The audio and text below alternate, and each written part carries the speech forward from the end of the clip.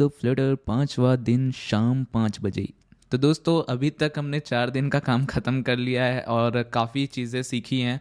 और I hope कि आप लोगों ने भी काफ़ी चीज़ें सीखी हैं। अगर आपने सीखी हैं तो अभी लाइक करो, सब्सक्राइब कर देना चैनल को और शेयर करो इसको सबके साथ, क्योंकि ये हिंदी में कंटेंट मैं सिर्फ आप लोगों के लिए बना रहा हूँ और इसको बहुत आसान करने की मेरी कोशिश है। खैर आगे बढ़ते हैं अब इसी के साथ। तो हमने अभी तक देखा, अपने लॉगिन स्क्रीन बनाना हमने स्टार्ट कर दिया था, जिसमें हमने कुछ यूज़र नेम, पासवर्ड और ये सब फील्ड बनाई थी।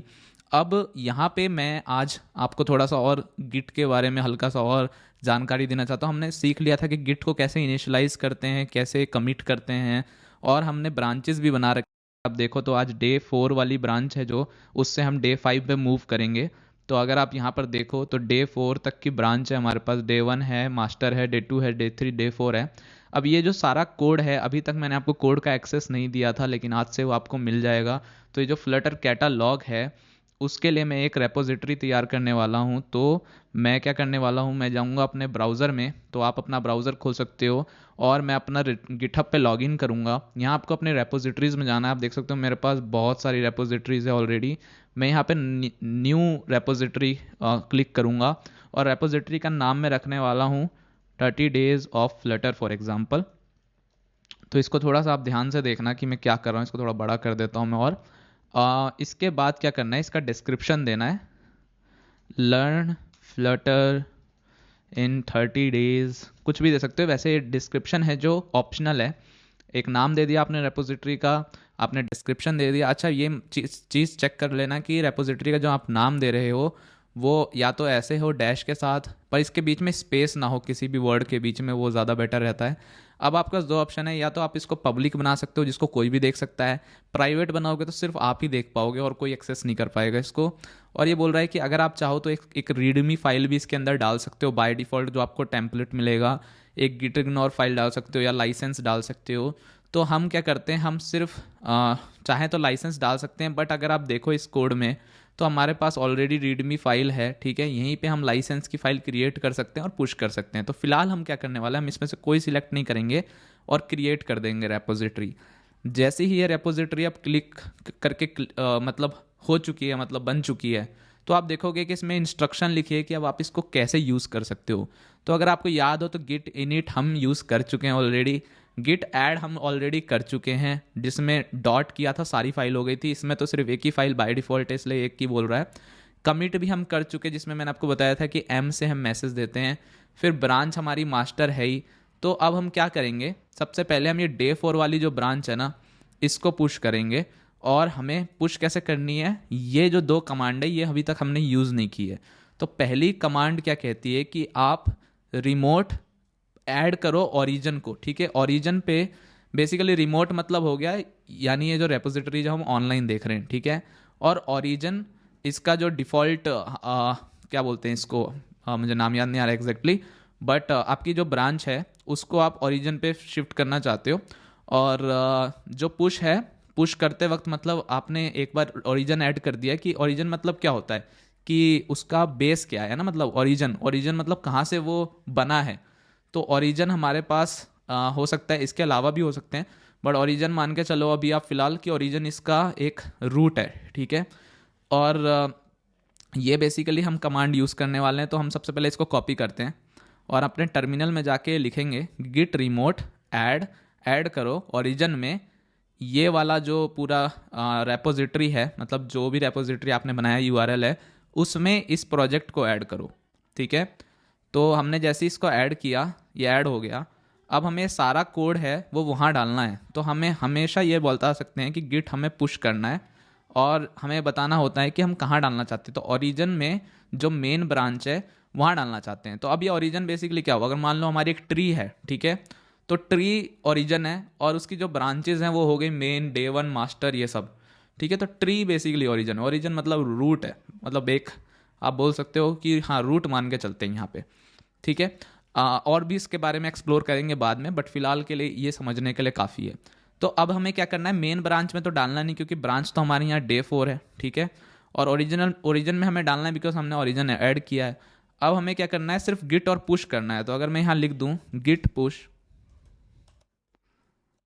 जो कि आप देख सकते हो गिट पुश, और एंटर कर दूं, तो आप देखोगे कि यार ये बोलेगा कि the current branch day 4 has no upstream branch. इसका क्या मतलब है? इसका मतलब ये है कि ऐसी कोई ब्रांच यहाँ पे एग्जिस्ट नहीं करती। इसके पास जो बाय डिफ़ॉल्ट ब्रांच है वो सिर्फ एक मेन ब्रांच होगी, जो अभी वो भी एग्जिस्ट नहीं करती। आप जब ये बोल देते हो कि ये जो ऐड करो मेन ब्रांच, तो ये ऐड करता है। तो फिर उसके बाद ये हमें बताएगा कि मैं इस ब्रांच को कैसे यूज़ कर सकता हूँ। तो बोलेगा कि गिट पुश के साथ आप क्या करो कि आप सेट अपस्ट्रीम कर दो ओरिजिन में इस डे 4 को। तो हम क्या करेंगे, इसको कॉपी कर लेते हैं और ऐसे ही पेस्ट कर देते हैं, ठीक है। अब आप देखोगे कि ये ब्रांच हो जाएगी पुश यहाँ से, और ये ब्रांच हो गई पुश। अब मैं यहाँ पर रिफ्रेश करता हूँ अगर, तो आप देखो कि मेरे पास डे 4 एक ब्रांच आ गई। इसके अलावा अगर आप सारी ब्रांच देखो तो हमारे पास कोई और ब्रांच नहीं है, क्योंकि और कुछ हमने पुश नहीं किया। अगर आप अब ध्यान से इस चीज़ को देखोगे तो क्या होगा, आपको एक चीज़ नज़र आएगी कि यहाँ पे एक ब्रांच हमें दिखा रहा है, और अगर हमारे पास 4 कमिट है तो हमने 4 अलग अलग कमिट किए हैं, जिसके अंदर फर्स्ट कमिट था डे 1 का, डे 2 का, डे 3 का, डे 4 का, राइट। और एक चीज़ और पता चल रही है यहाँ पे कि हमारे पास बाकी कोई ब्रांच आई नहीं है, मतलब डे 3 डे 2 ये सब हमारे पास आई नहीं है, यानी हमें वो मैनुअली जाके अभी करनी पड़ेगी। और ये एक चीज़ है जो हमें करना ही पड़ेगा। और यहाँ से अब आप क्या कर सकते हो, इसको फॉर्क कर सकते हो, स्टार कर सकते हो, ये सब चीज़ें। तो हम क्या करेंगे, हम सारी ब्रांचेस पे जाएंगे, ठीक है, और एक एक करके कर देंगे, ठीक है। इसका और भी तरीका हो सकता है, बट फिलहाल के लिए इसको कॉम्प्लिकेटेड नहीं बनाते। अब जैसे कि मैंने डे 1 पे गया, अब डे 1 को पुश करने के लिए मुझे क्या करना होगा, सिर्फ डे 4 को डे 1 से रिप्लेस कर दूंगा और ये पुश हो जाएगा। तो करके देखते हैं, और ये हो गया पुश, ठीक है जी, हो गई। दोबारा रिफ्रेश करके चेक कर लेते हैं एक बार, 2 ब्रांच आ गई जी, डे 1 हो गई। अब जाते हैं और डे 2 पे जाते हैं, डे 2 पे आ गए, डे 2 एक्टिवेट हो गया और इसको पुश कर दे। ओह शिट, ये मैंने डे 1 डाल दिया, फिर से डे 2 डालते हैं, और ये हो गया पुश। एक और करनी है हमें, जो कि है हमारी डे 3, और जैसे ही हम ये कर लेंगे तो आपको ये समझ भी आ जाएगा। जैसे, और अगर जब आप सेम ब्रांच पे हो जो कि पुश हो चुकी है, तो सिर्फ आपको गिट पुश लिखना है उसके बाद, ठीक है, उसके बाद आपको कुछ भी नहीं लिखना। तो ये भी हो गया। अब हम क्या करेंगे, डे 4 पे वापस जाते हैं, डे 4 पे आ गए, और आज का काम करने के लिए हम एक नई ब्रांच बनाएंगे जिसका नाम हम रखेंगे डे 5। तो डे 5 पे आने से पहले एक सेकंड और देख लेते हैं इसमें और क्या है। हाँ, यहाँ से नई ब्रांच बना लेते हैं डे 5, ठीक है। और अब हमारे पास डे 5 ब्रांच आ गई। अब इसको हम एंड में पुश करेंगे, ठीक है। तो अभी के लिए मैं इसको क्लियर कर देता हूँ। अब डे 5 पे आ गए, ऐप भी चल रही है, एक बार हॉट रीस्टार्ट कर लेते हैं, और इतनी देर में वो भी चेक कर लेते हैं कि हाँ सारी ब्रांच हमारी आ गई हैं कि नहीं। तो देखें तो डे 1 डे 2 डे 3 डे 4 सब आ गई हैं, बहुत अच्छी बात है। अब हमने क्या क्या ऐड किया था, वेलकम ऐड किया था, है ना, एंटर यूज़र नेम पासवर्ड, ये सब ऐड किया था। ये बड़ी स्क्रीन थी तो बहुत अच्छा लग रहा था। अब एक काम करते हैं, एक और डिवाइस स्टार्ट करते हैं और उस डिवाइस में चला के देखते हैं। तो जैसे अगर मैं यहाँ पे एक नया सिमुलेटर ऐड करूँ, जैसे कुछ छोटा जो कि आईफोन SE टाइप का हो, तो SE सेकंड जनरेशन है यहाँ पे, इसको और स्टार्ट कर लेते हैं और इस पर ये ऐप चला के देखते हैं। क्योंकि आपको जब टेस्टिंग करनी है, आपको मल्टीपल डिवाइस सपोर्ट करने होंगे, तो ये सारी चीज़ें क्रिटिकल हो जाती हैं, और ये सब चीज़ें आप बाद में सीखोगे। इससे बढ़िया है बनाते वक्त इसको सीख लो। जब एक बार ये सीख जाओगे ना, मज़ा आ जाएगा। तो अब हम क्या करते हैं, अब हम इसमें भी रन करते हैं। तो यहाँ फ्लटर अब टर्मिनल से कैसे रन करते हैं भी बताता हूँ। अभी तो मैंने VS कोड से बताया। तो टर्मिनल में आप क्या लिख सकते हो, फ्लटर रन। फ्लटर रन लिखोगे तो आप देखोगे कि ये आपको 2 ऑप्शन देगा, क्योंकि 2 डिवाइस है हमारे पास, एक नहीं है। तो यहाँ पे देखो ये भी है, ये भी है। तो यहाँ देखो इसने बोला कि देखो या तो आपके पास आईफोन SE या आईफोन 12 प्रो मैक्स है। हमारा VS कोड ऑलरेडी एक 12 प्रो मैक्स को चला रहा है, तो हमें यहाँ पे नंबर देना है, या तो 0 मतलब आईफोन SE और 1 मतलब आईफोन 12 प्रो मैक्स। तो मैं नंबर कौन सा दूंगा, 0, क्योंकि 1 तो मेरा ऑलरेडी चल रहा है। तो अब इससे क्या होगा, ये ऐप मेरी 2 जगह चल रही होगी, एक तो आईफोन SE पे भी चल रही होगी और एक आईफोन 12 प्रो मैक्स पे भी चल रही होगी। ऐसी मैं डिफरेंट टर्मिनल्स खोल के सारी चीज़ें चला सकता हूँ। और या तो मैं एक कमांड यूज़ कर सकता हूँ रन ऑल वाली, जिससे वो जितनी भी चीज़ें, जितने भी वो खुले होंगे उन सब पे चल जाएगा, ठीक है। यानी अगर आईफोन 12 के साथ और 2-3 डिवाइस भी होंगे, सब पे एक साथ चला देगा। अब हम आते हैं इस पे आते ही हम देखेंगे कि ये जो साइज़ है थोड़ा और छोटा हो गया। इसी तरीके से हमें ये समझ आता है कि अगर ये थोड़ा सा और छोटा हो जाता तो ये कटने लगता है एक टाइम के बाद, राइट। तो इसको हम थोड़ा सा बेटर कैसे बना सकते हैं। और इसमें आप देख सकते हो इसमें जो बॉटम स्पेस है वो काफ़ी कम है और इसमें जो बॉटम स्पेस है वो काफ़ी ज़्यादा है। तो सबसे पहले देखो, अगर इस तरीके का यूआई हो ना जिसमें कॉलम यूज़ हो रहा हो, जिसमें आपको बहुत सारी चीज़ें हाईलाइट करनी होती हैं, सबसे बढ़िया तरीका इसको रिस्पॉन्सिव बनाने का होता है कि इसको एक स्क्रॉल व्यू के अंदर डाल दो कि अगर छोटा यूआई भी हो तो वो स्क्रॉल हो पाए, ताकि अगर मान लो इतना अगर इसका भी आधा फ़ोन होता तो स्क्रॉल तो हो पाता कम से कम। तो उससे ये प्रॉब्लम फिक्स हो जाती कि एरर नहीं देगा बेमतलब की, जैसे आप बॉटम ओवरफ्लो या इस टाइप की एरर आपको ओवरफ्लो टाइप की जो मिल रही होगी वो देना बंद कर देगा। तो हम क्या करेंगे, जो सबसे ऊपर वाला कॉलम है ये वाला, इसको एक और चीज़ से रैप कर देंगे जिसको हम बोलते हैं सिंगल चाइल्ड स्क्रॉल व्यू।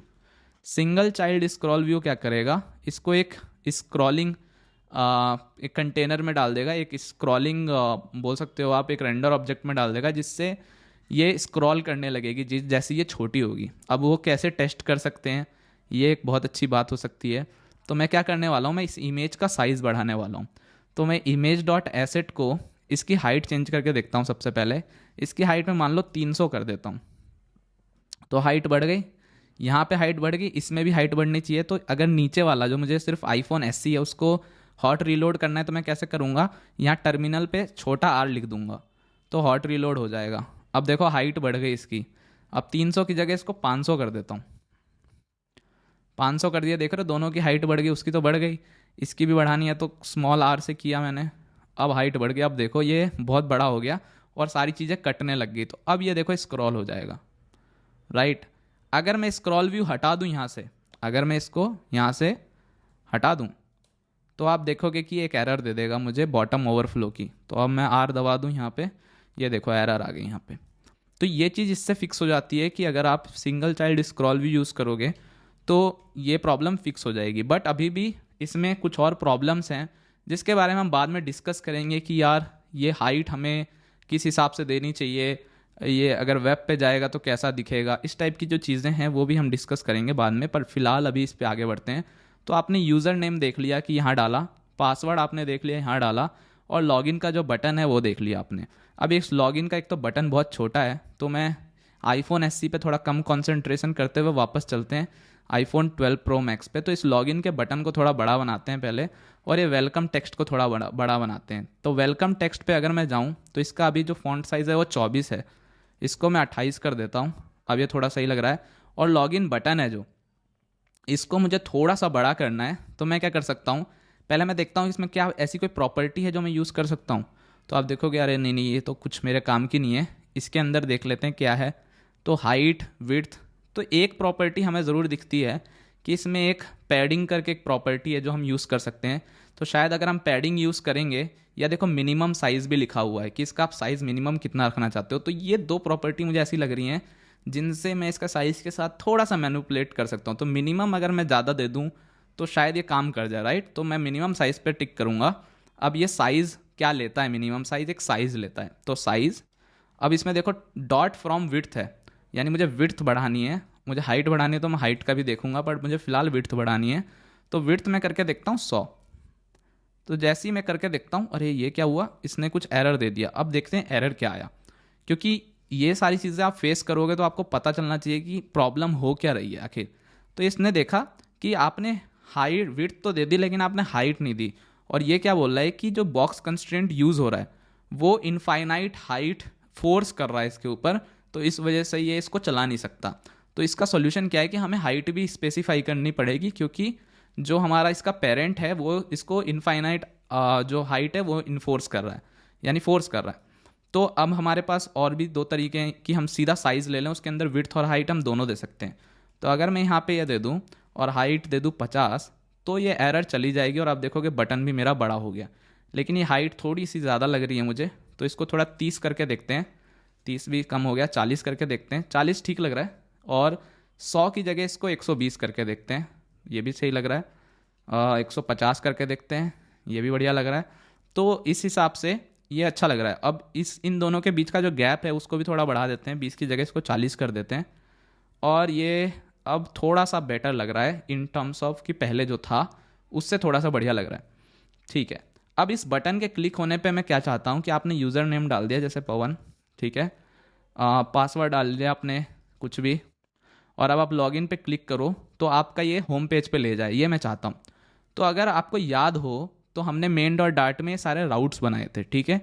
अब इन राउट्स को हमने यहाँ पे हार्ड कोड कर दिया था। तो हम क्या करेंगे, एक काम करो, के अंदर आप जाओ, ठीक है, और एक यहाँ पे एक और क्लास बनाओ, ठीक है। तो उस क्लास का नाम हम रखेंगे कुछ, लेकिन उससे पहले हम क्या करने वाले हैं, एक फोल्डर बनाएंगे जिसका नाम रखते हैं फॉर एग्जांपल यूटिल्स, जिसके अंदर हम कुछ यूटिलिटीज़ डालेंगे। और इसके अंदर हम एक फाइल बनाते हैं फिलहाल, जिसका हम नाम रख देते हैं जैसे राउट्स डॉट डार्ट, जिसके अंदर हम राउट्स रखने वाले हैं, ठीक है।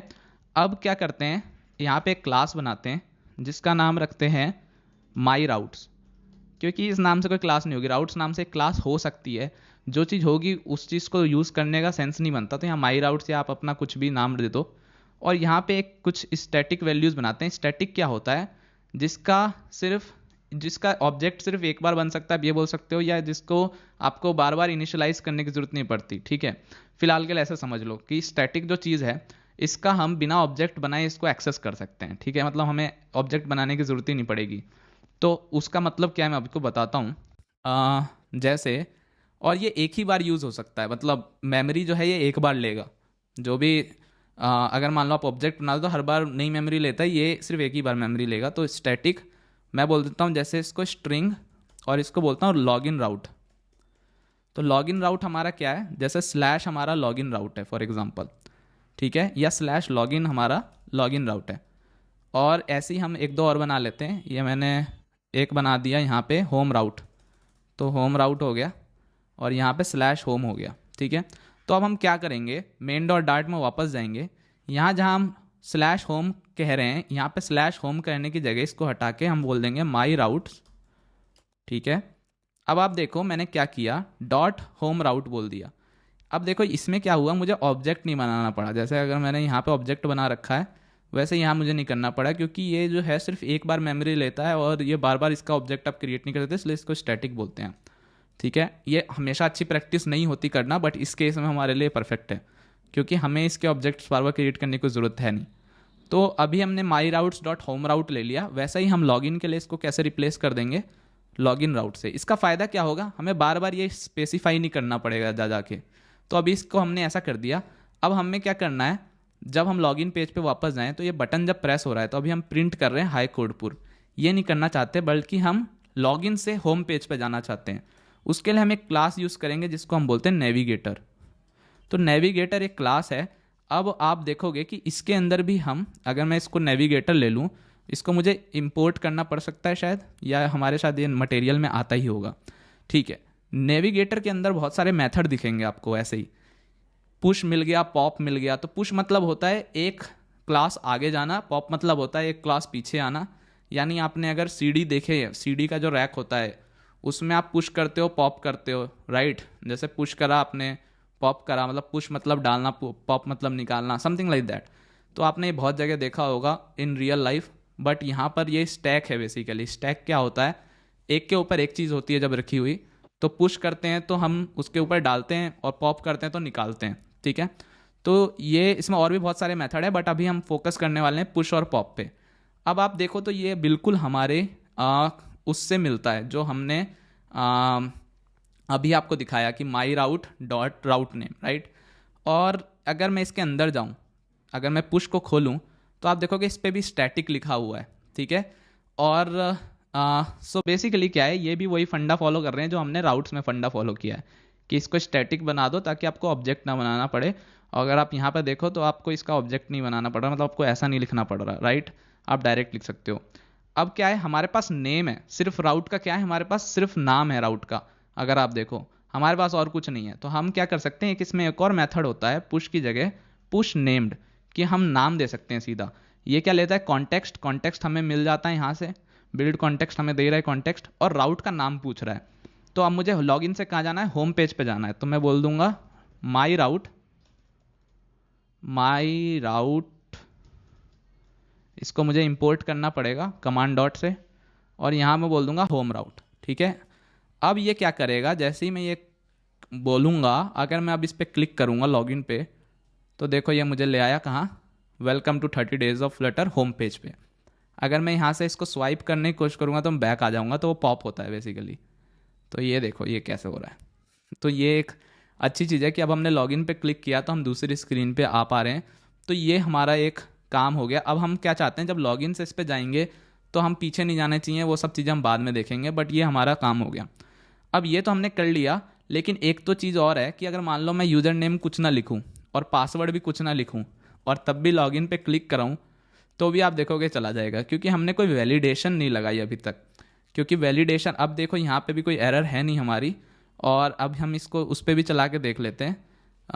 जो SC हमने रख रखा है साथ में, SC कहाँ गया भैया, रुको ज़रा SC को लेके आते हैं, कहीं है वो, ये रहा। तो ये रहा, और इसमें अगर हम लॉगिन पे क्लिक करें तो ये भी चल रहा है। तो बहुत बढ़िया चल रही है चीज़ें, सब अच्छी चल रही हैं। एक जो डीबग का बैनर आप देख रहे हो, मुझसे कुछ पूछा था डीबग क्या है, तो जब ये आप ऐप डेवलपमेंट कर रहे होते हो तो डीबग आता है। जैसे ही आप इसको रिलीज प्रोडक्शन में डाल देते हो डीबग हट जाता है। अगर आप चाहो तो इसको खुद से भी हटा सकते हो। तो उसके लिए आपको मटेरियल ऐप में जाना है और यहाँ पे एक प्रॉपर्टी होती है, आप देखोगे debug show checked mode banner, अगर इसको फॉल्स कर दोगे तो ये हट जाएगा। जैसे ही हट गया यहाँ पे, इस पर भी हम रिफ्रेश करेंगे तो ये भी हट जाएगा। सो बेसिकली इसका रहना सही रहता है ताकि आपको पता चले कि हम डेवलपमेंट कर रहे हैं, तो वो सब अच्छा है। अब क्या है, यूज़र नेम और ये ब्लैंक नहीं होना चाहिए, ये एक चैलेंज है, राइट। इस चैलेंज को हम कैसे फिक्स कर सकते हैं ये मैं बताऊंगा आपको नेक्स्ट वीडियो में, जब हम फॉर्म की बात करेंगे। और इसको बेटर तरीके से कैसे डील किया जाएगा वो बताऊंगा। इसके 2-3 तरीके हैं इसको करने के, बट इसको ज़्यादा कॉम्प्लेक्स नहीं बनाना चाहता मैं। तो अभी हमने क्या क्या सीखा, अभी हमने ये सीखा कि गिटहब पे कैसे कोड पुश करते हैं। और हमने ये देखा कि भाई लॉगिन को नेविगेटर से कैसे कनेक्ट करेंगे, यानी नेविगेटर हम नेविगेट कैसे कर सकते हैं एक पेज से दूसरे पेज पे। और हमने ये देखा सिंगल चाइल्ड स्क्रॉल व्यू का कैसे यूज़ कर सकते हैं हम, ताकि हमें बॉटम ओवरफ्लो और इस तरीके के इश्यूज़ ना आए। अभी ये सिर्फ ख़त्म नहीं हुआ है, इसके अंदर अभी बहुत चीज़ें हमें करनी पड़ सकती हैं, बट वो हम देखेंगे कल। इसके अलावा मैं आपको एक चीज़ और बता देता हूँ कि यार मेरे से बहुत कुछ भी बोल रहा हूँ। 7वां दिन जब आएगा, 7वें दिन पे हम एक Q&A सेशन करेंगे, यानी संडे को। और संडे को मैं आपको आपके डाउट्स लूँगा सारे, और फिर 8वें दिन हम फिर से डेवलपमेंट स्टार्ट करेंगे। तो 7वें दिन के लिए आप रेडी रहना। 7वें दिन Q&A सेशन होगा, उसका टाइम मैं आपको कल बता दूंगा, लेकिन उसमें आपको रहना है और आपके जितने भी क्वेश्चन हैं उनका आंसर करूंगा, छोटे से छोटा बड़ा से बड़ा। तो उसमें रेडी रहना। अभी आपको पसंद आया हो तो लाइक कर दो, सब्सक्राइब शेयर कर दो। और आज का भी टारगेट हम 300-400 लाइक्स रखते हैं, हालांकि वो कंप्लीट आप नहीं कर रहे हो, बट फिर भी उम्मीद पे दुनिया कायम है। तो मैं मिलूंगा आपसे नेक्स्ट वीडियो में। Bye bye, take care.